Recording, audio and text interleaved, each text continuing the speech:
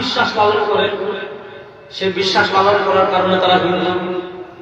এরা কিছু বিশ্বাস পালন করে, যে বিশ্বাস পালন করার কারণে তারা ইহুদি। আবার এরা কিছু বিশ্বাস পালন করে, যে বিশ্বাস পালন করার কারণে তারা খ্রিস্টান। ঠিক তেমনি ভাবে ইসলাম ধর্মে একটা হলো আকীদা আর একটা হলো আমল। আপনার আমল আল্লাহ রাব্বুল ইজ্জত ওয়াল জালালের কাছে কবুল হবে কখন? আপনার নামাজ আল্লাহ রাব্বুল ইজ্জত ওয়াল জালালের কাছে গ্রহণ হবে কখন? আপনার টোটাল ইবাদত আল্লাহর সন্তুষ্টি অর্জনের জন্য, নেকি অর্জনের জন্য, আল্লাহর জান্নাত লাভের জন্য দুনিয়াতে আপনি যত আমল করেন, সব আমল আল্লাহ রাব্বুল ইজ্জত ওয়াল জালালের কাছে কবুল হবে কখন, গ্রহণ হবে কখন? যখন আপনার বিশ্বাসগত আকীদা ঠিক থাকে। দেখেন, আপনার যদি আকীদা বিশ্বাস ঠিক না থাকে, আপনার ইবাদত, নামাজ, রোজা, হজ, যাকাত এগুলো নিয়ত আমল আপনার নাজাতের ওসিলা, নাজাতের কারণ হবে না। ইসলামের প্রথম ফিরকা ছিল খারিজি ফিরকা ইসলামের ইতিহাসে। হযরত উসমান গনি রাদিয়াল্লাহু তাআলা আনহু এবং সাইয়্যিদুনা হযরত আলী কারামাল্লাহু ওয়াজহাহু, ওনাদের খিলাফত কালে ইসলামের প্রথম যে বাতিল ফিরকা ছিল তাদের নাম খারিজি। খারিজিরা সাহাবায়ে কেরামের বিরুদ্ধে বিদ্রোহ করেছিল, উসমানের বিরুদ্ধে। খারিজিরা বিদ্রোহ করেছিল হযরত আলী রাদিয়াল্লাহু তাআলার বিরুদ্ধে। তাও খারিজিরা যে হযরত আলী রাদিয়াল্লাহু তাআলার বিরুদ্ধে বিদ্রোহ করেছে, বিদ্রোহটা স্বাভাবিক ছিল না। খারিজিরা আলী রাদিয়াল্লাহু তাআলার বিরুদ্ধে বিদ্রোহ করেছে কোরআন শরীফকে মাথায় নিয়ে। অর্থাৎ তাদের দাবি ছিল হযরত আলী কোরআন মানেন না, তাদের দাবি ছিল হযরত আলী রাদিয়াল্লাহু তাআলা কোরআন অনুযায়ী আমল করছেন না, তাদের দাবি ছিল হযরত আলী রাদিয়াল্লাহু তাআলা কোরআন অনুযায়ী বিধান দিচ্ছেন না, হযরত আলী রাদিয়াল্লাহু তাআলা কোরআন অনুযায়ী রাষ্ট্র পরিচালনা করছেন না। তো খারিজিরা খুরুজ করেছিল, বিদ্রোহ করেছিল হযরত আলী কারামাল্লাহু ওয়াজহার বিরুদ্ধে কোরআনকে মাথায় নিয়ে, কোরআনের আয়াত পড়ে। খারিজিরা ইবাদত করতো আমাদের থেকে বেশি, খারিজিরা নামাজ পড়তো আমাদের থেকে বেশি, খারিজিরা রোজা রাখতো আমাদের থেকে বেশি, খারিজিরা গুনাহ থেকে এতটা বেঁচে থাকতো। আমাদের আহলে সুন্নাহ ওয়াল জামাআর আকীদা হলো কেউ কবিরা গুনাহ করলে কাফের হবে না, কেউ কবিরা গুনাহ করলে তার ঈমান যাবে না। কিন্তু খারিজিদের আকীদা ছিল, খারিজিরা এমন আকীদা লালন করত, অর্থাৎ কবিরা গুনাহের প্রতি খারিজিদের এতটা নফরত ছিল, কবিরা গুনাহের প্রতি খারিজিদের এতটা ঘৃণা ছিল, কবিরা গুনাহ থেকে খারিজিরা এতটা দূরে থাকতো যে খারিজিদের আকীদাই হলো কোন মুসলমান যদি কবিরা গুনাহ করে, বুঝে করুক না বুঝে করুক, জেনে করুক না বুঝে করুক, খারিজিদের আকীদাই ছিল কোন মুসলমান যদি একবার কবিরা গুনাহ করে, এক ওয়াক্ত নামাজ ছেড়ে দিয়েছে অথবা কোন কবিরা গুনাহ করে ফেলেছে, খারিজিদের কাছে নওয়াকিদুল ঈমান, ঈমান ভঙ্গের অনেকগুলো কারণের একটা কারণ হলো কবিরা গুনাহ করা। অর্থাৎ কেউ যদি কবিরা গুনাহ করে, খারিজিদের মধ্যে তার ঈমান থাকবে। অর্থাৎ তারা গুনাহকে কি পরিমাণ ঘৃণা করত, গুনার প্রতি কি পরিমাণ ঘৃণা থাকলে তাদের আকীদাই হলো কেউ গুনাহ করলে তার ঈমান চলে যাবে। যারা এত আমল করত, গুনাহ থেকে এতটা দূরে থাকতো, নবী করিম সাল্লাল্লাহু আলাইহি ওয়াসাল্লাম সুনান ইবনে মাজাহ হাদিসে বলেছেন, খারিজিরা হলো জাহান্নামের কুকুর, কিলাবুন নার, এরা জাহান্নামের কুত্তা। প্রশ্ন হলো, যারা এত ইবাদত করে, যারা এত গুনাহ থেকে বেঁচে থাকে, তারা আবার জাহান্নামের কুত্তা হইতে পারে? তারা আবার জাহান্নামের কুকুর হইতে পারে? উত্তর সহজ, তার নাজাতের গ্যারান্টির জন্য শুধু আমল যথেষ্ট না। আমল কবুল হতে হলে আগে আকীদা ঠিক রাখতে হবে। যদি আকীদা বিশ্বাস ঠিক না থাকে, তাহলে আপনার নামাজ আল্লাহর কাছে কবুল হবে না। দেখেন, ইমাম তিরমিজি রাহিমাহুল্লাহ সুনান তিরমিজিতে হাদিস এনেছেন, প্রসিদ্ধ হাদিস, আমরা খুব বেশি সবাই জানি। ইমাম নুআইম ইবনে আহমদ আল-মারওয়াজি রাহিমাহুল্লাহ কিতাবুল ফিতান হাদিস এনেছেন, আমাদের পূর্বে বনী ইসরাঈল ছিল 72 দল। তাফাক্কাত বানু ইসরাঈল আলা 72 মিল্লাহ। আমাদের পূর্বে যে বনী ইসরাঈল দুনিয়াতে ছিল, বনী ইসরাঈল বিভক্ত হয়েছিল 72 দলে। আর সরওয়ার দু আলম সাল্লাল্লাহু আলাইহি ওয়াসাল্লাম বলেন, ওয়া সাতাফতারিকু উম্মতি আলা 73 মিল্লাহ। এই উম্মাহ বিভক্ত হবে 73 দলে। বুঝেন, তারা ছিল 72, আমরা একজন বাড়ি 73। কুল্লুহুম ফিন-নার, এই 73 দলের সব জাহান্নামী ইল্লা মিল্লাতুল ওয়াহিদা। এই 73 দলের জান্নাতি দল হবে মাত্র একটা। এবার প্রশ্ন বুঝেন, এই যে 72 জন জাহান্নামে যাবে, তারা নামাজ পড়ে, রোজা রাখে, হজ করে, যাকাত দেয়, নামাজ পড়ে, রোজা রাখে, হজ করে, যাকাত দেয়, ইবাদত করে, সব ঠিকমতো করে, তারাও মুসলমান। কিন্তু সরওয়ারে দো আলম সাল্লাল্লাহু আলাইহি ওয়াসাল্লাম বলছেন, কুল্লুহুম ফিন-নার ইল্লা মিল্লাতুল ওয়াহিদা। এই 73 দলের সব জাহান্নামে যাবে, জান্নাতে যাবে মাত্র একটা দল। প্রশ্ন হলো, এ 72 দল সবাই নামাজ পড়ে, রোজা রাখে, হজ করে, যাকাত দেয়, জাহান্নামে যাবে কেন? উত্তর সহজ, তাদের আকিদা ঠিক নেই। সাহাবায়ে কেরাম জিজ্ঞেস করলেন, মান হিয়া ইয়া রাসূলুল্লাহ, যে একদল জান্নাতে যাবে তাদের প্রতীক কি, তাদের মার্কা কি? মান হিয়া ইয়া রাসূলুল্লাহ, ও আল্লাহর নবী, এই উম্মাহর 72 জন যদি জাহান্নামে যায়, তাহলে এই উম্মাহর যে দল জান্নাতে যাবে তারা কারা, তাদের পরিচয় কি? দেখেন, আল্লাহ নবী সাল্লাল্লাহু আলাইহি ওয়াসাল্লাম জান্নাতি দলের কোনো নাম বলেন নাই, নাম মেনশন করেন নাই। একটা জিনিস খেয়াল করবেন, আল্লাহ নবী সাল্লাল্লাহু আলাইহি ওয়াসাল্লাম জান্নাতি দলের কোনো নাম বলেন নাই। আল্লাহ নবী সাল্লাল্লাহু আলাইহি ওয়াসাল্লাম জান্নাতি দলের কোয়ালিটি বলেছেন। আল্লাহ নবী সাল্লাল্লাহু আলাইহি ওয়াসাল্লাম জান্নাতি দলের প্রতীক বলেছেন। আল্লাহ নবী সাল্লাল্লাহু আলাইহি ওয়াসাল্লাম জান্নাতি দলের মার্কা দিয়েছেন। দুনিয়াতে কেউ এই কথা বলবে না তারপর জাহান্নামের পথ, জান্নাতের পথ না, এটা কেউ বলে না। একেবারে তারা মাজারে সিজদা দেয়, সেও বলে তারপর জান্নাতি। আপনি দেখবেন, আক্রোশীকে যদি যান দেখবেন, তাদের পীর সাহেব একটা খাটে ঘুমাইতে পারে, রাহমাতুল্লাহ। আক্রোশীর এখন যে পীর, আক্রোশীর এখনকার পীরের বাপ ছিল হাসমতুল্লাহ। আপনি দেখবেন হাসমতুল্লাহ যে খাটে ঘুমাইত, ওই তারা খাটটাকে সুন্দর করে সাজিয়ে রেখেছে যে হাসমতুল্লাহ সাহেব এই খাটে ঘুমাইত। এখন দেখা যাচ্ছে তার অনুসারী যারা আছে, কেউ কবরে সিজদা দেয়, কেউ ওই পীর সাহেব যে খাটে সিজদা ঘুমাইত ওই খাটকে সিজদা দেয়। আচ্ছা, এবার বলেন, যে খাটকে পূজা করে, খাটকে সিজদা দেয়, কবরকে সিজদা দেয়, মাজারকে সিজদা দেয়, তারা বলবে তার পথটা জান্নাতের পথ। যারা গাঁজা খাইতে খাইতে খাইতে খাইতে টুটে মুখে গাঁজা লেয়ার পড়ে গিয়েছে, গাঁজার স্তর পড়ে গিয়েছে। আপনি শাহজালালের মাজারে যাবেন, শাহপুরানের মাজারে যাবেন, এগুলো হলো গাঁজার অভয়ারণ্য, মাদকের অভয়ারণ্য। প্রকাশ্যে মানুষ গাঁজা খায়, প্রকাশ্যে মানুষ নেশা করে। তো গাঁজা খাইতে খাইতে খাইতে খাইতে খাইতে খাইতে মুখে যে গাঁজার লেয়ার ফেলে দিয়েছে। নামাজ পড়ে না, রোজা রাখে না, হজ করে না, যাকাত দেয় না, তাকওয়া নাই, তাহারাত নাই, পর্দা করে না। আপনি তার কাছে যাবেন, সে বলবে তার পথটা জান্নাতের পথ। যে ভণ্ডপীর মহিলাদেরকে মুরিদ করে, নারী পুরুষ একত্রিত হয় নাচানাচি করে, তারাও বলবে তারটা জান্নাতের পথ। যারা কবর ফাঁকা করে, কবরে মোমবাতি জ্বালায়, কবরে মান্নত করে, কবরে উরুস করে, কবরে সিজদা দেয়, তারা বলবে তাদেরটা জান্নাতের পথ। আসলে সবাই যার যারটা বলে। জামাত ইসলাম বলে তারটা জান্নাত, আমি বলি আমারটা জান্নাত, নামাজাবিরা বলে তারটা জান্নাত, মাজার পূজারীরা বলে তারটা জান্নাত, কবর পূজারীরা বলে তারটা জান্নাত, বেদাতীরা বলে তারটা জান্নাত, কাদিয়ানীরা বলে তারটা জান্নাত, দেওয়ানবাগী উসুলকা তারটা বলে তারটা জান্নাত। আসলে জান্নাতের পথ কোনটা? নবী করিম সাল্লাল্লাহু আলাইহি ওয়াসাল্লামকে সাহাবায়ে কেরাম জিজ্ঞাসা করেছেন, মান হিয়া ইয়া রাসূলুল্লাহ, সব যদি জাহান্নামে যায়, জান্নাতের পথ কোনটা? মান হিয়া ইয়া রাসূলুল্লাহ, এই উম্মাহ যে 72 জন জাহান্নামে যাবে, জান্নাতে যে যাবে মাত্র একটা দল। মান হিয়া ইয়া রাসূলুল্লাহ, আল্লাহর নবী আপনি বলেন যে একদল জান্নাতে যাবে, তারা কারা? কেমন শিখবে জান্নাতি? নবী করিম সাল্লাল্লাহু আলাইহি ওয়াসাল্লাম জান্নাতি দলের দুইটা প্রতীকের কথা বলেছেন।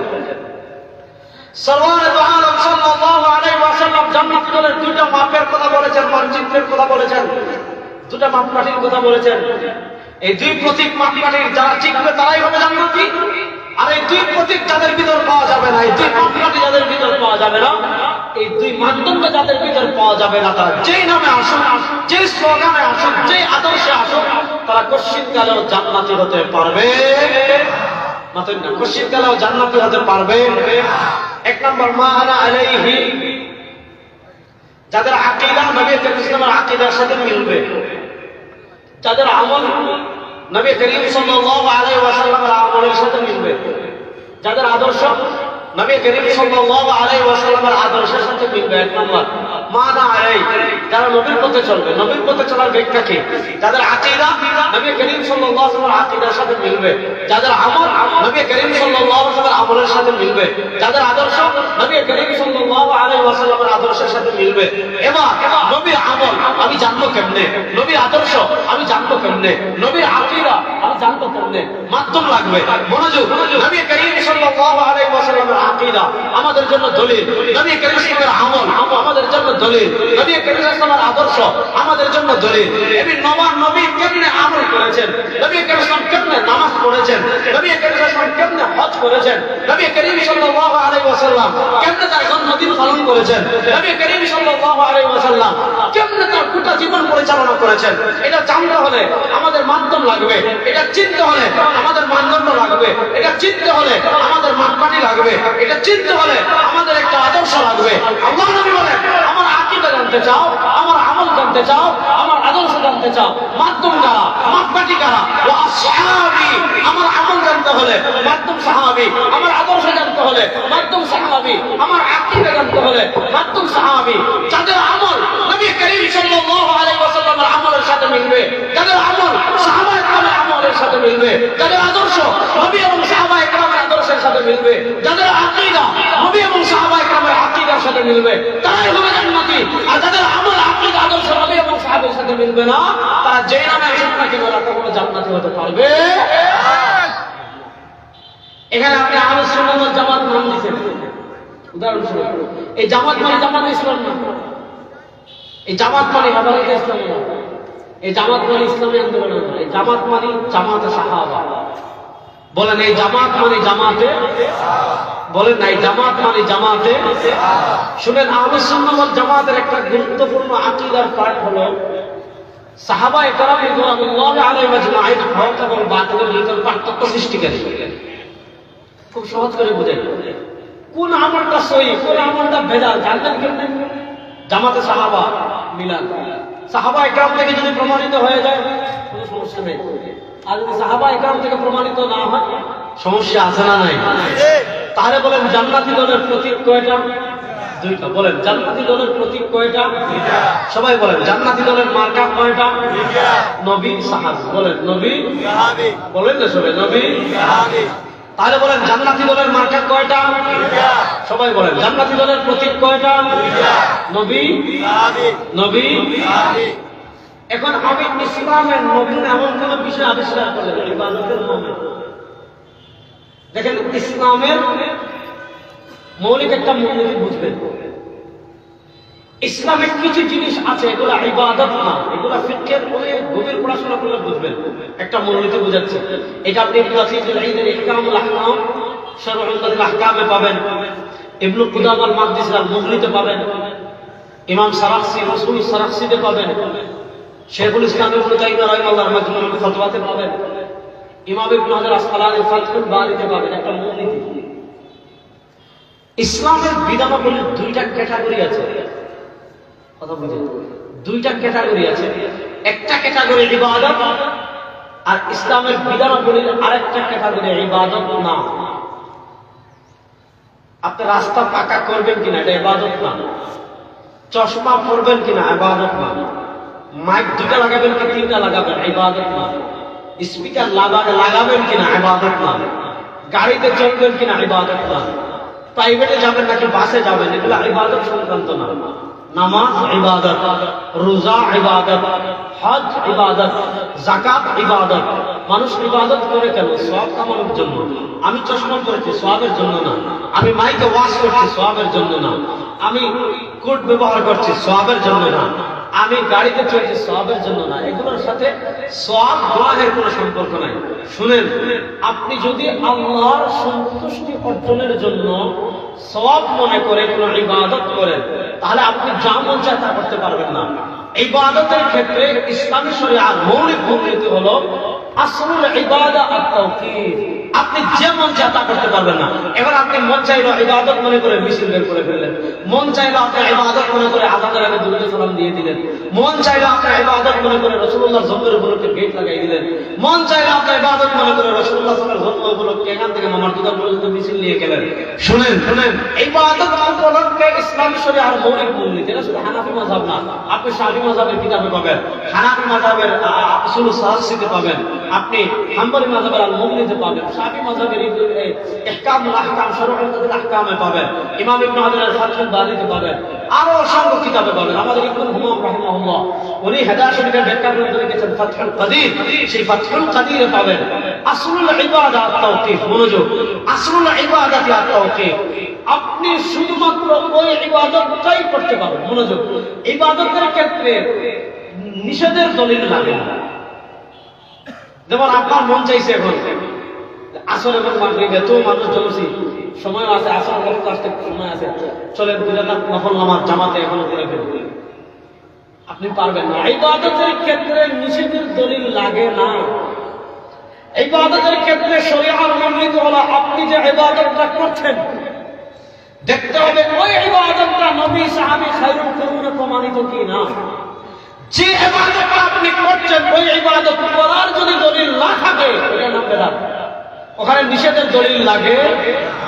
যেমন আমাদের দেশের মানুষ বেদাতের পক্ষে দলিল দেখেন, দেখবেন রবির ওপর মাস আসলে বিশাল আমার মিছিল বের করেছে। এটা নিয়ে আমার সাথে একটা ঐতিহাসিক ডিবেট হয়েছে, আপনারা অনেকে দেখেছেন, পানি খাওয়ার টাইম দিয়ে নেই। যেটা বলতেছে শুনেন, বলবে হুজুর মিছিল করতে নিষেধ আছে কিনা।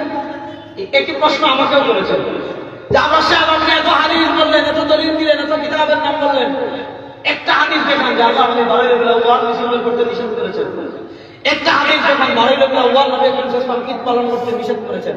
আমি কিছু সময়ের জন্য ধরে নিলাম একটা হাদিস নিষেধ করেন নাই, কিছু সময়ের জন্য ধরে নিলাম।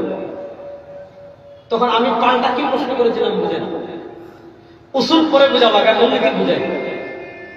আচ্ছা বলেন তো, ফজরের আগের 2 রাকাত সুন্নাত আছে না নাই? এটা কত দামি? সরওয়ার দু আলম সাল্লাল্লাহু আলাইহি ওয়াসাল্লাম হাদিসে বলেছেন রাকাতাল ফজরি খায়রুম মিনাদ দুনিয়া ওয়া মা ফিহা। ফজরের আগের 2 রাকাত সুন্নাতের গুরুত্ব আল্লাহ রাব্বুল ইজ্জত ওয়াল জালালের কাছে এতটা বেশি। রাকাতাল ফজরি খায়রুম মিনাদ দুনিয়া ওয়া মা ফিহা, দুনিয়া এবং দুনিয়ার মধ্যবর্তী যা কিছু আছে সব কিছু থেকে আল্লাহ রাব্বুল ইজ্জত ওয়াল জালালের কাছে ফজরের আগের 2 রাকাত সুন্নাতের গুরুত্ব বেশি। আচ্ছা এবার বলেন, নামাজ একলা পড়লে সওয়াব বেশি না জামাতে পড়লে সওয়াব বেশি? পয়সা বাবা মাঝে না দুসা হলো, নামাজ একলা পড়লে সওয়াব বেশি না জামাতে পড়লে সওয়াব বেশি? এখন আপনি সিদ্ধান্ত নিলেন যে ফজরের আগের সুন্নাতের গুরুত্ব বেশি, আবার একাকি নামাজ পড়ার চেয়ে জামাতে নামাজ পড়লে সওয়াব বেশি। সুতরাং হেলাল সাহেব আজকে যেহেতু চলে আসছেন, আমাদের শেখ সাহেবের সাহেবজাদা, আমাদের মুরব্বীরা চলে যাচ্ছেন, আল্লাহ ওনাদেরকে নেক হায়াত দান করুন। হুজুর যেহেতু আসে কষ্ট করে এক কাজ করে আসলে হুজুরের রাখুন কেন, যে হুজুরের ইমামতিতে ফজরের আগের 2 রাকাত সুন্নাত পড়ব। আচ্ছা এখন আপনারা বক্তা, সে হুজুর এই ফজরের আগের সুন্নাত জামাতে পড়ে সওয়াব হইব না গুনাহ হইব? এটার নাম বেদাত। এটার নাম কি? বেদাত। এই নামাজ বেদাত না, জামাত বেদাত না। আরো সহজ করে বলি, 11 মাস আমরা বিতরের নামাজ পড়ি একাকী একলা, আর রমজানে আমরা বিতরের নামাজ পড়ি। আচ্ছা আপনারা বক্তা চাই আজকে এশার সময় মানুষ তাব্বা ওয়াজ হবে, বাইরে অত মানুষ থাকবো না, একলা আল্লাহ নামাজ পড়বো কম পড়েন মানুষের নামাজ। আপনার বলা যাবে আজকে হুজুরের পিছনে আমরা এত মানুষ জমা হয়ে গেছি, বাড়িতে গিয়ে ভিতরে পড়বো কিনা এক কাম করি, হুজুরের পিছনে আজকে ভিতরের নামাজ পড়ি নাই, জমা সওয়াব হইব না গুনাহ হইব? এখন আমি পাল্টা প্রশ্ন করলাম, আরে ভিতরের নামাজ 11 মাস জামাতে পড়া যাবে না, কোন হাদিসে নিষেধ আছে? নিষেধ নেই। ফজরের আগের সুন্নাত জামাতে পড়া যাবে না, কোন হাদিসে নিষেধ আছে? আছে, কোনো হাদিসে নিষেধ নেই। শুনেন, ইবাদত করতে নিষেধের দলিল লাগে না, ইবাদত করতে আসলুল ইবাদত আত-তাওকীফ। আপনি যে ইবাদতটা করতে চাচ্ছেন দেখতে হবে ওই ইবাদত নবী এবং সাহাবী করেছেন কিনা। যদি ওই ইবাদত নবী এবং সাহাবী করেন আপনার ইবাদত কবুল হবে। কিন্তু আপনি ইবাদত মনে করে যে কাজটা করছেন, ওই কাজ যদি নবী এবং সাহাবী খায়রুল কুরআন থেকে প্রমাণিত না হয়, ওইটার নাম বিদআত। ওইটার নাম বিদআত। এখন আপনি বিতরের নামাজ 11 রাকাত জামাতে পড়তে যাচ্ছেন, बात ये है अगर आप अदा करना चाहिए तो नहीं लाओ यार। আপনি পড়তে চাচ্ছেন, দেখেন নবী পড়েছেন কিনা। যদি নবী এবং সাহাবী থেকে প্রমাণিত হয় ওইটার নাম ইবাদত। আর ইবাদত মনে করে আপনি এমন কাজ করছেন যে কাজ নবী সাহাবী খায়রুল কুরআন থেকে প্রমাণিত না, এটা কখনো সুন্নাহ হতে পারে না, ওইটার নাম বিদআত। এখন বলবে আপনার সামনে মুতামি সাহেব তো চশমা পড়ছে, এটা তো নবীর যুগে ছিল না, এটা তাদের যুক্তি বুঝবেন। আপনার সামনে মাইক ওয়াশ করেছেন, মাইক কি নবীর যুগে ছিল? সাধারণ মানুষের বোঝায়। মসজিদে টাইলস লাগিয়েছেন, টাইলস কি নবীর যুগে ছিল? আপনি কি সুন্দর করে মোবাইল ব্যবহার করেন, মোবাইল কি নবীর যুগে ছিল? অবশ্যই ছিল না। আচ্ছা আপনারা বলেন, এই যে আমাদের বৃহত্তর জৈন্তাপুরে এত এত শেখ সাহেবকে দেখছেন কে দিকে আসতে লোক? মাশাআল্লাহ, আমি তো দেখছি না একদিন, আর আমি দেখলাম আমার মনে হয় এমনি হুজুরের সাথে আমার একটা বড় নিসবত আছে, এটা শুকরিয়া স্বরূপ হই। শেখ সাহেব রহমতুল্লাহ আমার আব্বার ছাত্র, একদম দাওরা হাদিসও পড়ছিল, জামে একবারে দাওরা হাদিস এগুলোর মাঝে শরীফ পড়ছিল। এ কারণে তারা আমাদের অনেক সম্মান মানে স্নেহ করে গেছিল আমার।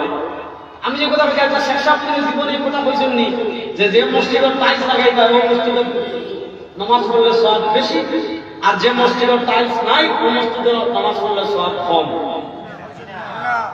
শেখ সাহেবরা কইছেন যে হরিপুরের ওয়াজও মাইক লাগাইলে ও নেকি বেশি, আর মাইক না থাকলে মাইক লাগাইলে নেকি কম, বক্তাদের কষ্ট কম, আর মাইক ছাড়া ওয়াজ করলে নেকি বেশি। মাইক ওয়াজ করা না করার সাথে নেকি কিংবা গুনাহর কোনো সম্পর্ক আছে? মোবাইল ব্যবহার করার সাথে নেকি কিংবা গুনাহের সওয়াবের কোনো সম্পর্ক আছে? চশমা না পরা ইবাদত না, মাইকে ওয়াজ করা না করা ইবাদত না, মোবাইল ব্যবহার করা না করা ইবাদত না, টাইলস ব্যবহার করা না করা ইবাদত না। বিদআত হয় ইবাদতে। আরে বেটা, কেউ যদি বলে মাইকে ওয়াজ করা মুস্তাহাব, কেউ যদি বলে চশমা পরিধান করা মুস্তাহাব, কেউ যদি বলে মসজিদে টাইলস লাগানো মুস্তাহাব, অবশ্যই বিদআত হবে। কারণ আপনি ইবাদত না এমন জিনিসকে ইবাদত মনে করে যদি করেন, আপনাকে দেখাতে হবে নবী করিম সাল্লাল্লাহু আলাইহি ওয়াসাল্লাম থেকে এটা প্রমাণিত কিনা।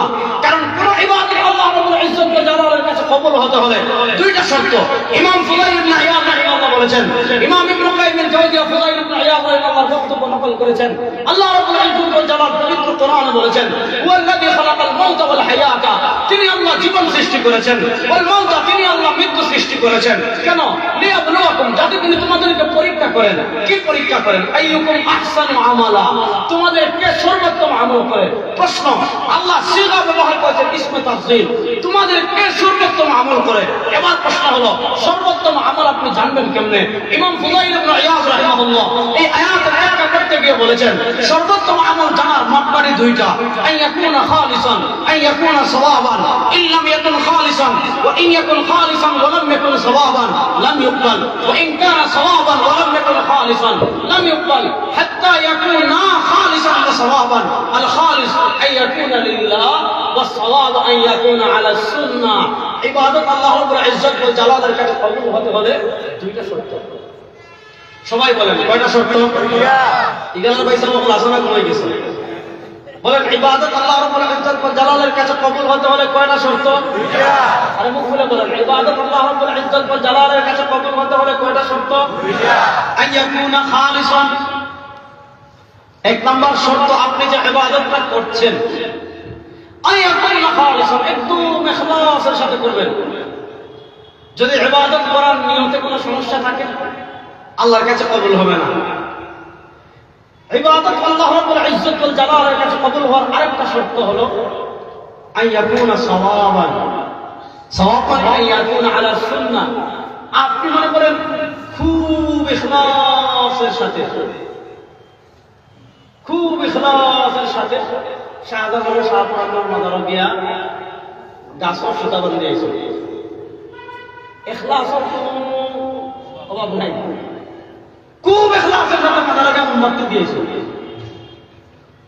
খুব ইখলাসের সাথে বাবারে না ডিম দিয়েছে, খুব ইখলাসের সাথে না গরু দিয়েছে। খালি ইখলাস হলেই হবে না, ইবাদত কবুল হওয়ার জন্য আরেকটা শর্ত হলো আইয়াকুন আলা সুন্নাহ। আপনি যে ইবাদতটা করছেন সেটা নবী করিম সাল্লাল্লাহু আলাইহি ওয়াসাল্লামের পন্থায় হতে হবে।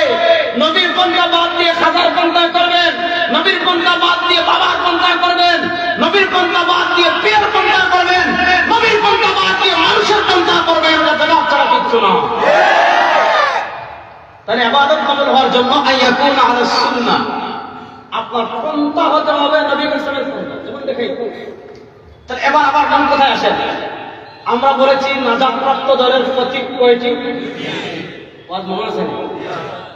নাজাতপ্রাপ্ত দলের প্রতীক কয়টি? এক নাম্বার নবী, বলেন এক নাম্বার, দুই নাম্বার সাহাবী। এবার আসেন, নবী করিম সাল্লাল্লাহু আলাইহি ওয়াসাল্লাম কোন কাজ করতে আমাদেরকে নিষেধ করেছেন, ওই কাজ যদি কেউ করে আশিকের রাসূল নাম দিয়ে, এটা আশিকের রাসূল না ভণ্ড?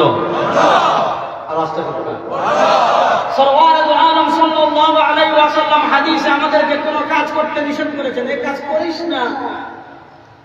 যেই কাজ করতে নবী করিম সাল্লাল্লাহু আলাইহি ওয়াসাল্লাম আমাদেরকে নিষেধ করেছেন, ওই কাজ যদি কেউ আশিকের রাসূল নাম দিয়ে করে, এটা আশিকের রাসূল না ভণ্ড? জোরে বলেন। এবার আসেন, নবী আমাদেরকে কি করতে নিষেধ করেছেন? এক নম্বর, আল্লাহ নবী সাল্লাল্লাহু আলাইহি ওয়াসাল্লাম ইন্তেকালের আগে কবর সংক্রান্ত কয়েকটা নির্দেশনা দিয়েছেন আমাদের। সরওয়ারে দু আলম সাল্লাল্লাহু আলাইহি ওয়াসাল্লাম তার কবর কেন্দ্রিক কিছু নির্দেশনা তিনি উম্মতকে দিয়েছেন। সরওয়ারে দু আলম সাল্লাল্লাহু আলাইহি ওয়াসাল্লাম নবী করিম সাল্লাল্লাহু আলাইহি ওয়াসাল্লামের কবর থেকে দামি কোন কবর দুনিয়াতে নাই। নবী করিম সাল্লাল্লাহু আলাইহি ওয়াসাল্লামের রওজা মুবারক থেকে দামি কোন রওজা দুনিয়াতে নাই। নবী করিম সাল্লাল্লাহু আলাইহি ওয়াসাল্লামের কবর মুবারক যে মাটিতে লেগে আছে, ওই মাটি থেকে দামি মাটি দুনিয়াতে নাই। নবী করিম সাল্লাল্লাহু আলাইহি ওয়াসাল্লাম তার কবর মুবারকের ব্যাপারে, নবী করিম সাল্লাল্লাহু আলাইহি ওয়াসাল্লাম তার রওজা মুবারকের ব্যাপারে তিনি দুনিয়া থেকে বিদায় নেওয়ার আগে আমাদেরকে নির্দেশনা দিয়ে গিয়েছেন। তিনি দুনিয়া থেকে বিদায় নেওয়ার আগে আমাদেরকে হুকুম দিয়ে গিয়েছেন। কি বিধান দিয়ে গিয়েছেন, কি হুকুম দিয়ে গিয়েছেন? সরওয়ারে দু আলম সাল্লাল্লাহু আলাইহি ওয়াসাল্লাম নিজে বলেছেন, লা তাজআলু কবরি ঈদা, লা তাজআলু কবরি ঈদা, আমার উম্মত আমার কবরকে উৎসবের জায়গা বানাইও না। লা তাজআলু কবরি ঈদা, আমার উম্মত আমি দুনিয়া থেকে বিদায় নেওয়ার পর, আমার উম্মত আমি দুনিয়া থেকে বিদায় গ্রহণ করার পর খবরদার লা তাজআলু কবরি ঈদা, আমার কবরকে আনন্দ উৎসব করার জায়গা বানায়ও না। এবার বলেন, নবী করিম সাল্লাল্লাহু আলাইহি ওয়াসাল্লাম আমাদেরকে কবরে উৎসব করার অনুমতি দিয়েছেন না নিষেধ করেছেন? যেটা বলেন আল্লাহ ভাই, আমি যোদ্ধাপুরি মানুষ থেকে বড় অবহেলা ভাই, বেঙ্গলি হইতাম দিলাম না। তাহলে আবার বলেন, নবী করিম সাল্লাল্লাহু আলাইহি ওয়াসাল্লাম তার কবরে উৎসব করার অনুমতি দিয়েছেন না নিষেধ করেছেন? আল্লাহর নবী তার কবরে উৎসব করতে নিষেধ করেছেন বলে হযরত আবু বকর সিদ্দিক বলে তিনি নাজাত দলের প্রতীক দুইটা নবী সাহাবী, আল্লাহর নবী তার কবরে উৎসব করতে নিষেধ করেছেন বলে সিদ্দিক আকবর মদিনায় উরুস করেন নাই, হযরত উমর ইবনে খাত্তাব মদিনায় উরুস করেন নাই, হযরত উসমান মদিনায় উরুস করেন নাই, হযরত আলী মদিনায় উরুস করেন নাই, হযরত হাসান মদিনায় উরুস করেন নাই, হযরত আমির মুআবিয়া মদিনায় উরুস করেন নাই। এবার নবী কবরে উৎসব করতে নিষেধ করেছেন। আরে বেটা, কবরে যদি উরুস করা জায়েজ হতো, কবরে যদি উৎসব করা জায়েজ হতো, দুনিয়ার সবচেয়ে বড় উরুস হযরত আবু বকর করতেন মদিনা। দুনিয়ার সবচেয়ে বড় উরুস হযরত উমর, জাহানের বাদশা, কত বড় বাদশা, যে রাস্তা দিয়ে উমর হাঁটতেন শয়তান তার ভয় পেত।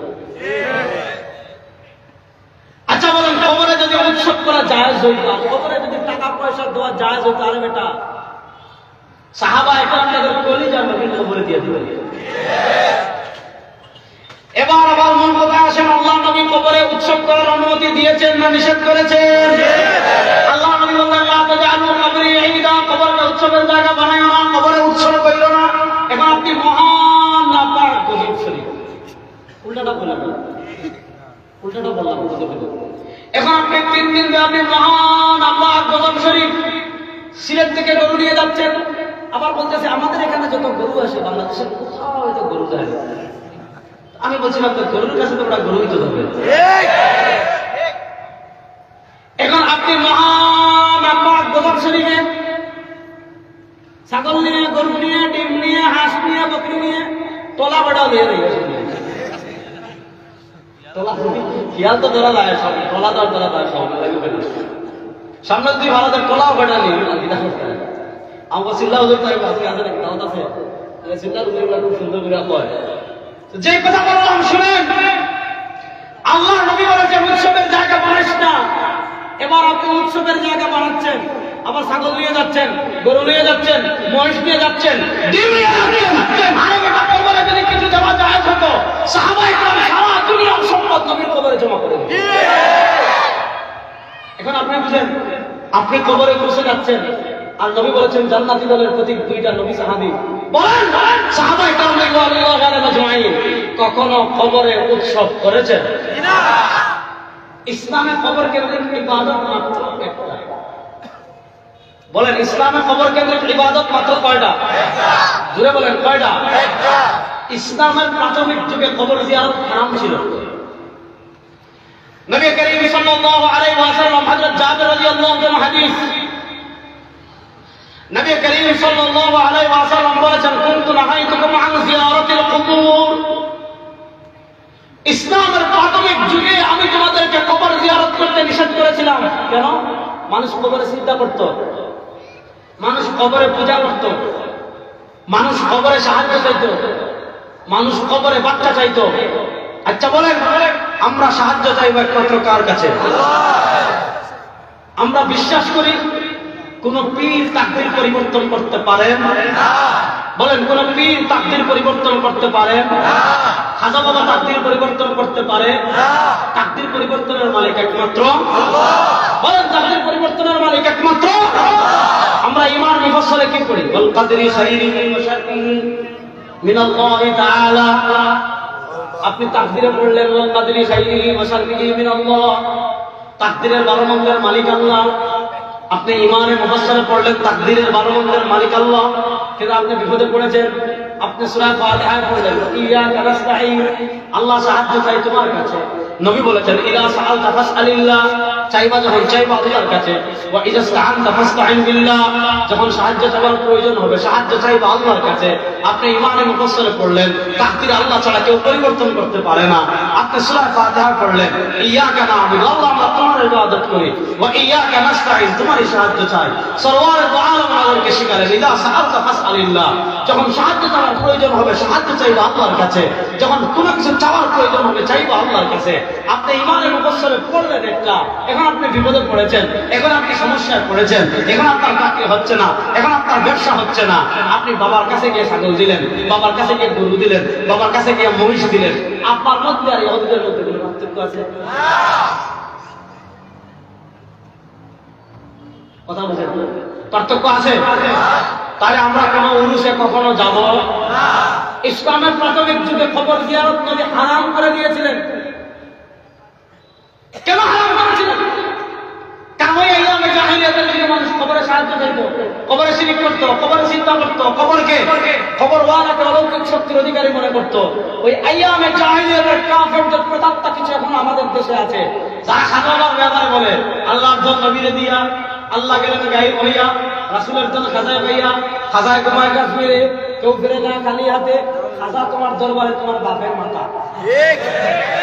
আর কেউ বলতে পারবে না, তুমি তো বলতে পারবে যে তোমার বাপের মাথা। এই খাজা বাবা দেওয়ার মালিক না, দেওয়ার মালিক কে? আল্লাহ। বড় আস্তে বলে না, আমিও তখন শুনি আপনারা বুদ্ধি গেলেন। তাহলে বলেন দেওয়ার মালিক একমাত্র আল্লাহ। কিছু লাগিয়েছে, দেওয়ার মালিক একমাত্র আল্লাহ। আমরা বিশ্বাস করি তাকদীর পরিবর্তনের মালিক একমাত্র আল্লাহ। যারা বিশ্বাস করে খাজা বাবা তাকদীর পরিবর্তন করতে পারে, যারা বিশ্বাস করে শাহজালাল তাকদীর পরিবর্তন করতে পারে, যারা মনে করে শাহজালাল তাকদীর পরিবর্তন করতে পারে, যারা মনে করে কবর ওয়ালা তাকদীর পরিবর্তন করতে পারে, যারা মনে করে মাজার ওয়ালা তাকদীর পরিবর্তন করতে পারে, এদের মধ্যে আইয়ামে জাহিলিয়াতের কাফেরদের মধ্যে কোনো পার্থক্য নাই। এদের মধ্যে আইয়ামে জাহিলিয়াতের কাফেরদের মধ্যে কোনো পার্থক্য নাই। তাই ইসলামে কবর কেন্দ্রিক আমল মাত্র একটা। বলেন, ইসলামে কবর কেন্দ্রিক আমল মাত্র একটা। আল্লাহর নবী বলেন, কুনতু নাহাইতুকুম আন জিয়ারাতিল কুবুর, আমি তোমাদেরকে কবর জিয়ারত করতে নিষেধ করেছিলাম। কারণ আজ থেকে যেহেতু কবরে শিরক চলতেছে সমানে,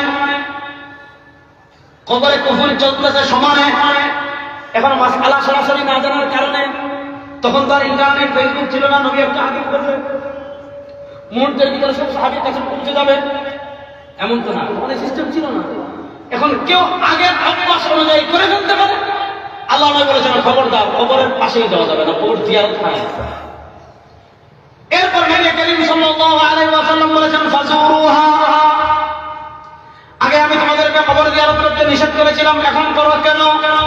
ফাইন্নাহা তুযাক্কিরুল আখিরা, ফাইন্নাহা তুযাক্কিরুল আখিরা, ফাইন্নাহা তুযাক্কিরুল আখিরা।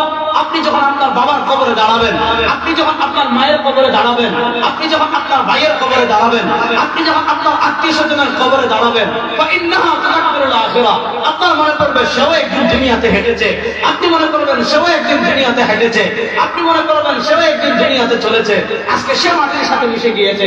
আপনার অন্তরটা নরম হবে, আপনার আখিরাতের কথা মনে পড়বে। নবী করিম সাল্লাল্লাহু আলাইহি ওয়াসাল্লাম কবর জিয়ারতের অনুমতি আমাদেরকে এজন্য দিয়েছেন, যাতে কবর দেখলে আখিরাতের কথা মনে পড়ে। আর আমাদের দেশের বন্ধুরা ফুল দিয়ে, পাতি দিয়ে, পাকার করে, চাদর দিয়ে কবরটা এত সুন্দর করে সাজাই রাখে, এটা কবর না বাসার ঘর। শুনেন, আল্লাহ নবী ইসলাম কবরের তিনটা কাজ করতে নিষেধ করেছেন। নাহা আন তাজসিসুল কুবুর, নবী করিম সাল্লাল্লাহু আলাইহি ওয়াসাল্লাম কবর পাকা করতে নিষেধ করেছেন। বলেন, নবী করিম সাল্লাল্লাহু আলাইহি ওয়াসাল্লাম কবর পাকা করতে একটা হলো আপনি সাইডে একটা দেয়াল দিচ্ছেন সামান্য পরিমাণ, যাতে মানুষ বুঝে এটা কবর, এটা না, একদম ডাইরেক্ট কবরের উপর ঢালাই করা।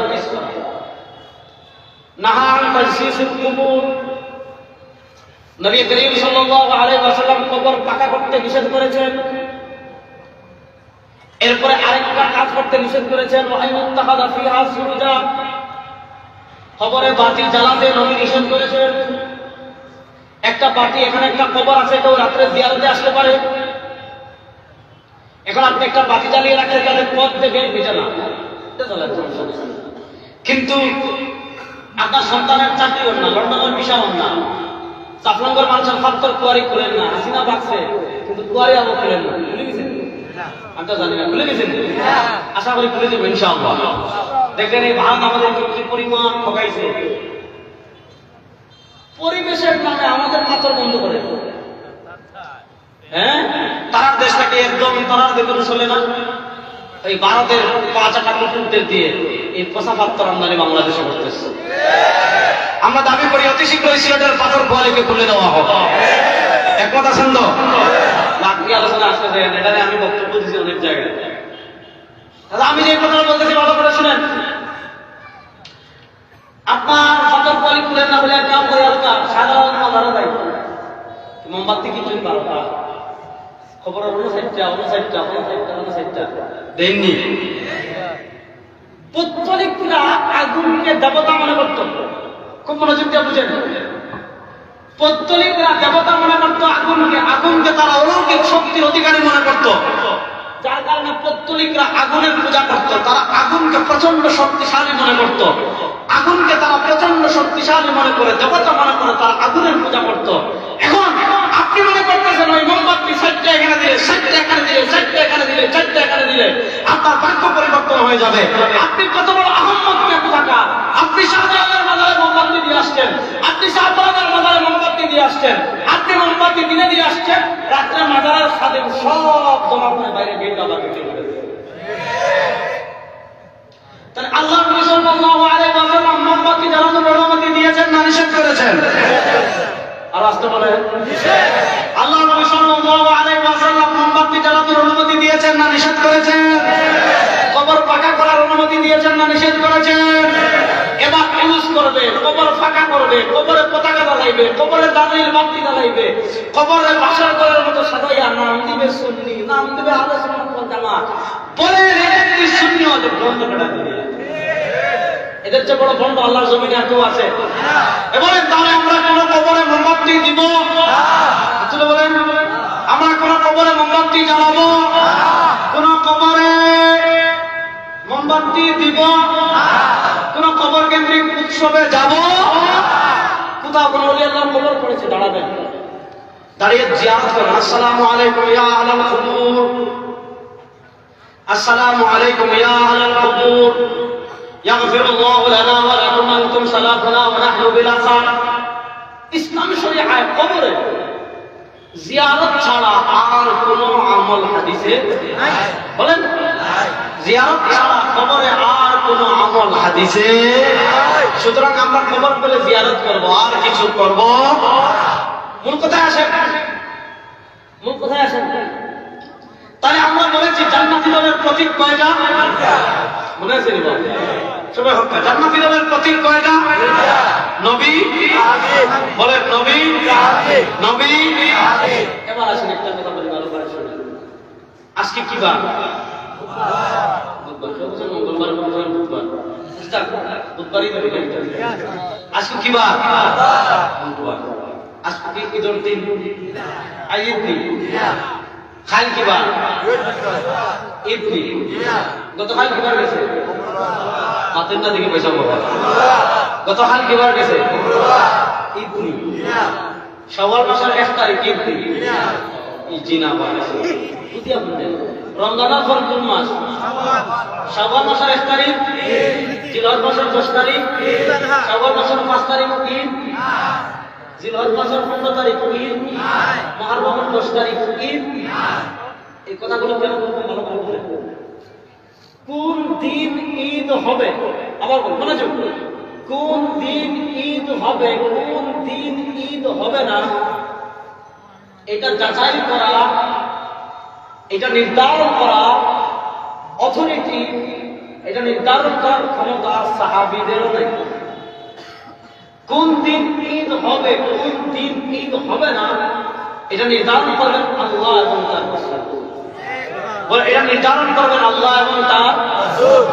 বলেন, আল্লাহ এবং তার রাসূল। যেমন জিলহজ মাসের 10 তারিখ ঈদ। কেন ঈদ? কারণ এই দিনকে ঈদ নির্ধারণ করেছেন আল্লাহ এবং তার রাসূল। শাওয়াল মাসের 1 তারিখ ঈদ। কেন? এই দিনের ঈদ নির্ধারণ করেছেন আল্লাহ এবং তার রাসূল।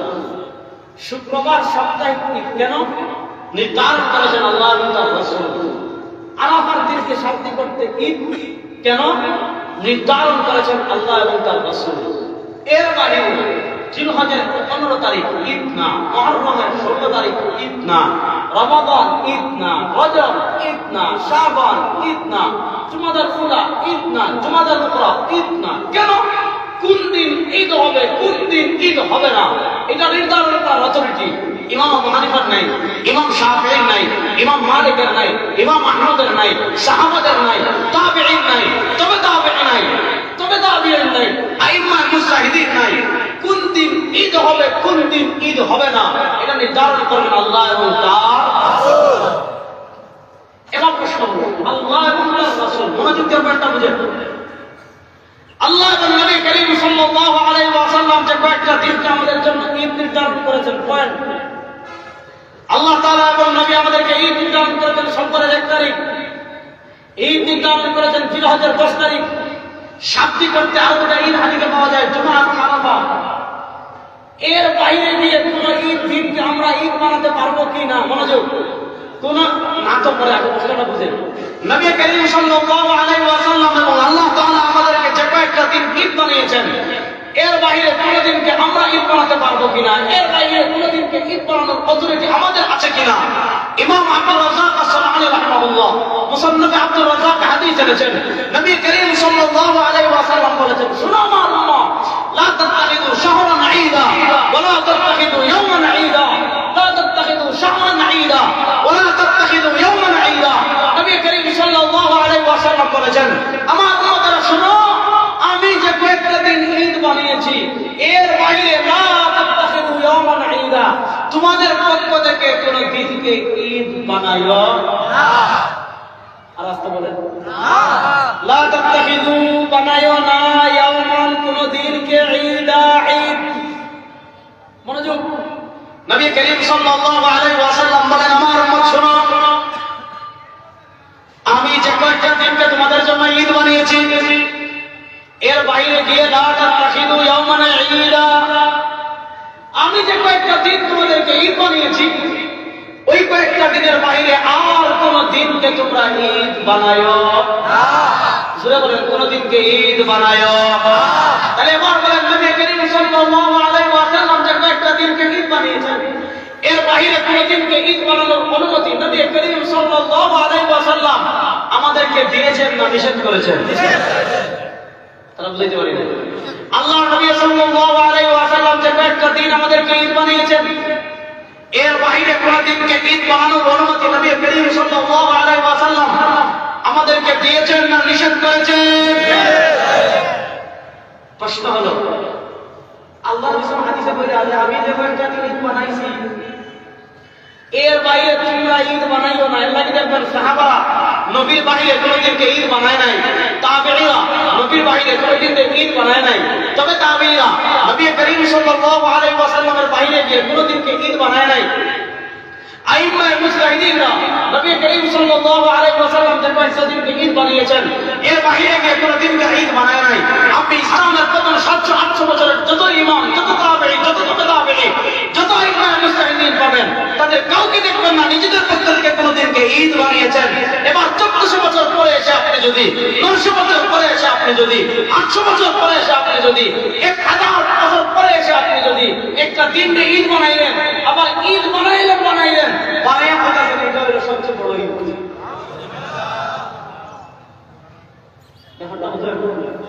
আল্লাহ নবী বলেছেন বানাইও না, আপনি বানাইলেন। আবার আপনার বানানোটারে আল্লাহ নবীর কাছে বড় বানাই দিলেন। আপনার যদি বড় না হয় বড়টা ফেল। অথচ নবী করিম সাল্লাল্লাহু কি বলেছেন? ইমাম তাবারানী আল-মুআজামুল কবীর হাদিস এনেছেন।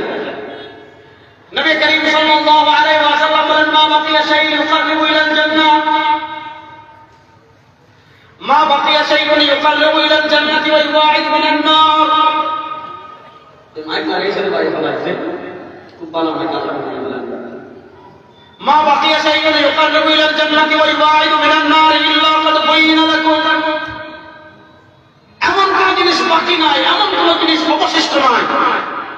মা বাকিয়া শাইউন, এমন কোন জিনিস বাকি নাই, অবশিষ্ট নাই। ইউকাররিবু ইলাল জান্নাহ, যে জিনিস তোমাদেরকে জান্নাতের নিকটবর্তী করবে। আর ওই ইউবাঈদু মিনান নার, যে জিনিস তোমাদেরকে জাহান্নাম থেকে দূরে নিয়ে যাবে। অর্থাৎ এমন কোন ইবাদত নাই যে ইবাদত তোমাকে জান্নাতের নিকটবর্তী করবে।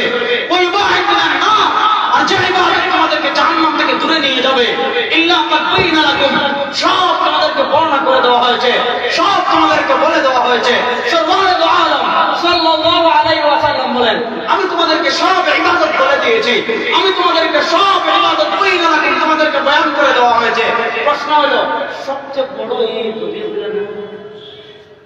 আপনি কি বলতে চাচ্ছেন? আল্লাহ বলেন সব বলে দিয়েছি, তাহলে সবচেয়ে বড় ঈদ রবিউল আউয়াল তাড়াতাড়ি কেন দিলেন না? লুকিয়ে দিয়েছেন।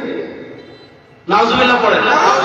তাহলে এবার বলেন, নবী তার পক্ষ, আমাদের পক্ষ থেকে কোন দিনকে ঈদ বানানোর অনুমতি দিয়েছেন না নিষেধ করেছেন? শরীয়ত কখনো আবেগ দিয়ে চলে না। এখন আপনি বলবেন, আরে ওটা কি বড় ঈদ ফাইলা নবীর উসিলায়, ছোট ঈদ ফাইলা নবীর উসিলায়, সবকিছু ফাইলা নবীর উসিলায়, তাহলে নবীর ঈদ জন্মদিনে ঈদ মানতেন না, সমস্যা কোথায়? প্রশ্ন, তুমি যুক্তি দিলা যে বড় ঈদ পাইছে নবীর উসিলায়, ছোট ঈদ পাইছে নবীর উসিলায়, এই যুক্তি নবী নিতে না, এই যুক্তি সাহাবায়ে কেরাম বুঝলেন না। আপনি একজন সাহাবী থেকে একটা আমল দেখান, একজন সাহাবী থেকে একটা আমল দেখান যে 12 রবিউল আউয়াল কোন সাহাবী কোন আমল করেছেন নবীর জন্ম উপলক্ষে। 12 রবিউল আউয়াল সোমবার জানা ইয়াজরা করে নবী করিম সাল্লাল্লাহু আলাইহি ওয়াসাল্লামের জন্ম উপলক্ষে 12 রবিউল আউয়াল কোন সাহাবী কোন আমল করেছেন কিয়ামত পর্যন্ত এমন একটা দলিল কেউ দেখাতে পারবে না। তাহলে এবার বলছিল আপনারা কি আল্লাহ নবীর জন্ম মানেন না? হে বেটা এক করে দাও, নবীর জন্ম মানে না, দুনিয়া জন্ম আছে, আমরা নবীর উম্মত নই। জৈন্তাপুরের মানুষ এটা দুর্বল হয়ে গেছে, হাসিনা নাম এটা তো বিশ্বাস করা। হাসিনা নাম যে আপনারা উপর থেকে বম একটা আছে যে করছে, আপনারা তো খুশি থাকতেন, খুশি আছেন না নাই? এবার আমরা যে কথাটা কইলাম, কোন কথা বলতে নবীজির জন্মদিন। আচ্ছা, নবী যদি জন্মগ্রহণ না করেন আমরা তো জন্মদিন কিলাম। আরে বড় নবী যদি জন্মগ্রহণ না করেন কোরআন পাইলাম কেমনে? নবী যদি জন্মগ্রহণ না করেন ইসলাম পাইলাম কেমনে? তো আল্লাহ নবী সাল্লাল্লাহু জন্মগ্রহণ করেন না, এই কথাকে পৃথিবীর কেউ অস্বীকার করে না। জন্মের আগে মিলাদ, নবী মানে তো নবী, মিলাদ তো নবী মানে নবী আকরামের জন্ম। আরে বড় নবী করিম সাল্লাল্লাহু আলাইহি ওয়াসাল্লামের জন্ম অস্বীকার করে এমন কোন ব্যক্তি দুনিয়াতে আছে না। আচ্ছা এবার বলেন, নবী করিম সাল্লাল্লাহু আলাইহি দুনিয়াতে জন্মগ্রহণ করছেন, আমরা খুশি না বেজার? খুশি। কারা কারা খুশি দেখি হাত তোলেন তো। কেউ বেজার?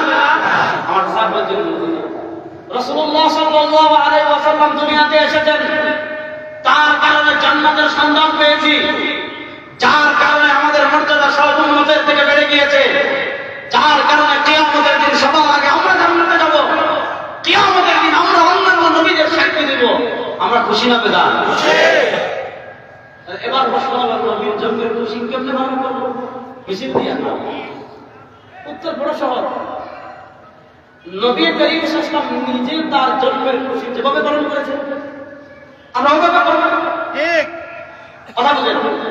নবী করিম সাল্লাল্লাহু আলাইহি ওয়াসাল্লাম তার জন্মের খুশি তিনি যেভাবে করেছেন এইভাবে করা লাগবে কি লাগবে না?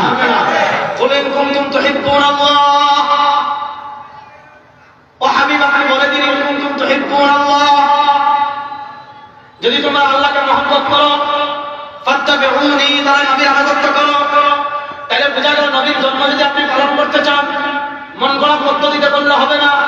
কেমনে করতে হবে? ফাত্তাবিউনি, নবী করিম সাল্লাল্লাহু আলাইহি ওয়াসাল্লাম যেভাবে করেছেন এভাবে করতে হবে। এবার প্রশ্ন হলো, নবী করিম সাল্লাল্লাহু আলাইহি ওয়াসাল্লাম তার জন্ম উপলক্ষে 12 মিছিল করেন নাই, গেইটে রমজান নাই, জাফরানের সব জিলাপিকে শেষ করে দেন নাই, তাহলে তিনি তার জন্ম কেমনে পালন করেছেন? সুইলা রাসূলুল্লাহ সাল্লাল্লাহু আলাইহি ওয়াসাল্লাম আন সিয়াম ইয়াউমিল ইসরাইল, মুসলিম শরীফের হাদিসে আসছে, হযরত আবু কাতাদা আনসারী রাদিয়াল্লাহু তাআলা বলেন, নবী করিম সাল্লাল্লাহু আলাইহি ওয়াসাল্লাম প্রত্যেক সোমবারে রোজা রাখতেন। সুইলা রাসূলুল্লাহ সাল্লাল্লাহু আলাইহি ওয়াসাল্লাম আন সিয়াম ইয়াউমিল ইসরাইল, নবী করিম সাল্লাল্লাহু আলাইহি ওয়াসাল্লাম প্রত্যেক সোমবারে রোজা রাখতেন। জিজ্ঞাসা করা হয়েছে, ও নবী কেন প্রত্যেক সোমবারে রোজা রাখেন? উনি বলেন তিনটা কারণ। ফিহি উলিদতু, এক নম্বর সোমবারে আমি জন্মগ্রহণ করেছি, দুই নম্বর ফিহি উবাসু আলাইয়া, সোমবারে আমার উপর প্রথম ওহী এসেছে, তিন নম্বর কারণ সোমবারে বান্দার আমল আল্লাহর কাছে পেশ করা হয়। ইন্নী উহিব্বু আন উরাদা আমালি ওয়া আনা সাইম, নবী করিম সাল্লাল্লাহু আলাইহি ওয়াসাল্লাম বলেন আমি এটা পছন্দ করি যে আমার আমল আল্লাহর কাছে এমন ভাবে পেশ করা হোক আমি রোজাদার। তাহলে তিন কারণে নবী করিম সাল্লাল্লাহু আলাইহি ওয়াসাল্লাম সোমবারে রোজা রাখতেন। একটা কারণ তিনি জন্মগ্রহণ করেছেন, সুবহানাল্লাহ। আল্লাহ নবী তার জন্ম উপলক্ষে কি করতেন? কিবারে? সোমবারে। কথা না, কিবারে? সোমবারে। কি করতেন? দেখেন জন্মের একটা হলো বার আর একটা হলো তারিখ। কথা বলেন, জন্মের একটা হলো বার আর একটা হলো তারিখ। জন্ম বার সপ্তাহে আয় একবার, জন্ম তারিখ বছরে আয় একবার। আমার জন্ম 22 আগস্ট, বছরে আয় একবার। আমার জন্ম বৃহস্পতিবার দিবাগত রাত 7টায় একবার। মনোযোগ, জন্মের বার সপ্তাহে আসে পয়সা কখন মাত্র না, জন্মের বার সপ্তাহে আসে একবার, জন্মের তারিখ বছরে আসে একবার। তাহলে আল্লাহর নবী তার জন্ম পালন করার জন্য তারিখ নির্ধারণ করেছেন না বার? সোমবার। বলেন সোমবার এটা বার না তারিখ? তাহলে আল্লাহর নবী তার জন্ম উপলক্ষে প্রত্যেক সোমবারে রোজা রাখতেন। কমসে কম 4 সপ্তাহ তো আমরা হানাইয়া দেখবো, জাফরন হয় মাপা সপ্তাহ। তাহলে প্রত্যেক মাসে সোমবার আসতেছে কমসে কম মাতিন না পয়সা বলে কিন্তু পিছনের বাইরে কিন্তু খালি ঠিক করে না হকায় সোমবার মাসে কমসে কম আয় কয়বার? তাহলে আল্লাহ নবী সাল্লাল্লাহু আলাইহি ওয়াসাল্লাম তার জন্ম উপলক্ষে সপ্তাহে কমসে কম রোজা রাখতেন কয় দিন? এক মাসে যদি সোমবার কমসে কম 7 দিন হয়, 4 12 মিলে নিসার 12 আল্লাহ নবী সাল্লাল্লাহু আলাইহি ওয়াসাল্লাম তার জন্ম উপলক্ষে প্রত্যেক বছরে কমসে কম 48 দিন, আবার কোন সময় 53 দিন হয়, 48 দিন থেকে নিয়ে 53 দিন পর্যন্ত তিনি রোজা রেখেছেন। এবার বলেন আল্লাহ নবী তার জন্ম উপলক্ষে নির্ধারণ করলেন বারকে, বার আসে মাসে একবার, আপনি নির্ধারণ করলেন তারিখকে, তারিখ আছে বছরে একবার, আর আল্লাহ নবী তার জন্ম উপলক্ষে রাখলেন রোজা। আপনি বিরানি সিন্ডিকেট করেছেন।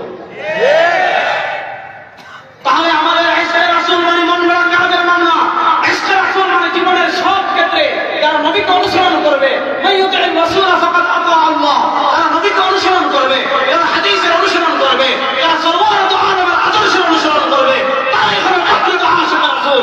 আল্লাহ নবী তার জন্য পালন করেছেন সোমবার রোজা রাখে, বছরে 48 থেকে 53 দিন রোজা রাখে। যারা নবীর পথে চলবে তারাই আশিক রাসূল, আর তারা নবীর পন্থা বাদ দিয়ে মন গড়া পদ্ধতিতে বছরে এক দিন। এখন তো মাশাআল্লাহ গত বছর চট্টগ্রাম নিয়ত দেখলাম পাকিস্তান বড় শেখ হয়েছে। আমার থেকে একটা ছোট মানুষ আমাদের কি উষা শেখ কই না শেখ একটা হয়েছে লয়া সাকো খান হয়েছে হ্যাপি বার্থডে টু ইয়া মুহাম্মদ। আপনি বাবা গেলে ওই জিনিসটা তো ভারত দুধ না, আপনারা একটু সাবধানে থাকবেন। তারা কিন্তু কইছে আপনার দেশ দখল করতে, আপনাদের বাচ্চারা পেয়ে যান সবে এক একটা শান্তি রাখবেন। আর ছোটবেলায় যে আদাম মুসলমান দিত না, আদামে যে খুলে রাখতো সবে খুলে বেমার রাখবা, দাদারা খালি ইবার থেকে ইবার এবার ধরে ধরে মুসলমান ইনশাআল্লাহ বলেন। আমরা কি ভারতকে ভয় পাই? আমরা কি ভারতকে ভয় পাই? ভারতের বাসীকে আমরা পালাতে বাধ্য করেছি। এই দেশে আর কোনো ভারতের পালানোর জায়গা হবে না ইনশাআল্লাহ। নারে তাকবীর, ভারতের ইজ্জতআল্লাহ, হুশিয়ার সাবধান, বন্ডপীরের আস্তানা। আমরা ছোটবেলায় দেখছি 15 বছর কুকুর, এখন তো ভ্যাকসিন পালিয়ে গেছে। আমার মনে তারা গাছে যাবেন না বাড়ি, তারা একাটা দিন পাগলা কুকুর বেশি। এখন দেখা যায় মসজিদে যাইতে হইলে সুলফিয়া কোন আনা লাগে কুকুরে না বের 15 মাসের পাগলা কুকুরে যদি তোদের সামর্থ্যে ইকে দিলা ফালায়, আমার ভাষা কিন্তু ওভার থেকে ভালো গেলে তারা হয়তো ফোন হয় আমার ভালো আছে তো হবারও যেমন আসলে শুনবাদি ইগুন মানে মনে হয় 15 মাসের একটা কুত্তা না 10-12টা কুত্তা একসাথে কামড় দিলে যেমন তো লাফায়। ভারতের সাংবাদিকরা মনে হইতেছে বাংলাদেশ থেকে হাসিনার মতো মাত্র, মানে তাদের মাথায় এমন বৃষ্টি পড়ছে যে গরুর মুখে বৃষ্টি লাগে। আমরা বলি তোমরা আমাদের দেশ দখলের স্বপ্ন দেখো। এদেশে 14 কোটি মুসলমান আছে, এই 14 কোটি মুসলমানের এক একটা মানুষ বাংলাদেশের দিকে হাত বাড়ায় বা দিল্লির লাল কেল্লা পর্যন্ত কালেমার পতাকা উঠবে ইনশাআল্লাহ বলেন। এবার বলেন মন করে আসি, কথা বলে শেষ করছি, মনোযোগ দিয়ে শুনেন। নবী করিম সাল্লাল্লাহু আলাইহি ওয়াসাল্লামের অনুসৃত পন্থা তারাই প্রকৃত আশিক রাসূল। আল্লাহ নবী যা করার কথা বলছেন তারাই তা করবে, আল্লাহ নবী যা করতে নিষেধ করেছেন তার থেকে বেঁচে থাকবে, সেই প্রকৃত আশিক রাসূল। যারা নবীর পন্থা বাদ দিয়ে অন্য পদ্ধতিতে ইসলাম পালন করবে, এদের চেয়ে বড় আল্লাহ জমিনে আর কেউ না। সুতরাং জীবনের সব ক্ষেত্রে নবী করিম সাল্লাল্লাহু আলাইহি আনুগত্য করার জন্য আমরা প্রস্তুত আছি ইনশাআল্লাহ। সরওয়ার দু আলমের পুঙ্খানুপুঙ্খ অনুসরণ করার জন্য প্রস্তুত আছি ইনশাআল্লাহ।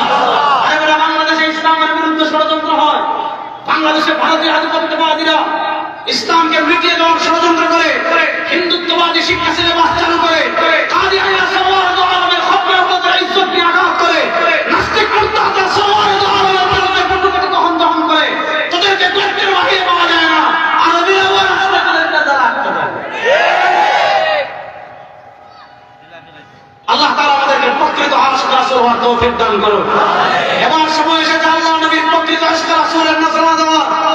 আমরা এই দেশ থেকে ভারতের আধিপত্যবাদকে পরাজিত করেছি, 52 বছরের তন্ত্র দেখেছি, মন্ত্র দেখেছি, নেতার পরিবর্তন দেখেছি, এদেশের মানুষের ভাগ্যের পরিবর্তন হয় নাই। নতুন বাংলাদেশে আর কোনো তন্ত্র মন্ত্র চাই না। আল্লাহ নবী যে ইসলাম নিয়ে দুনিয়াতে এসেছেন, আল্লাহ নবী যে কোরআন নিয়ে বাংলাদেশে এসেছেন, আল্লাহ নবী যে কোরআন নিয়ে পৃথিবীতে এসেছেন, বাংলাদেশের সংসদ পর্যন্ত সেই কোরআন বাস্তবায়নের জন্য তৈরি আছেন ইনশাআল্লাহ। আমরা ডেমোক্রেসি দেখতে চাই, আমরা সেকুলারিজম দেখতে চাই, আমরা সোশ্যালিজম দেখতে চাই।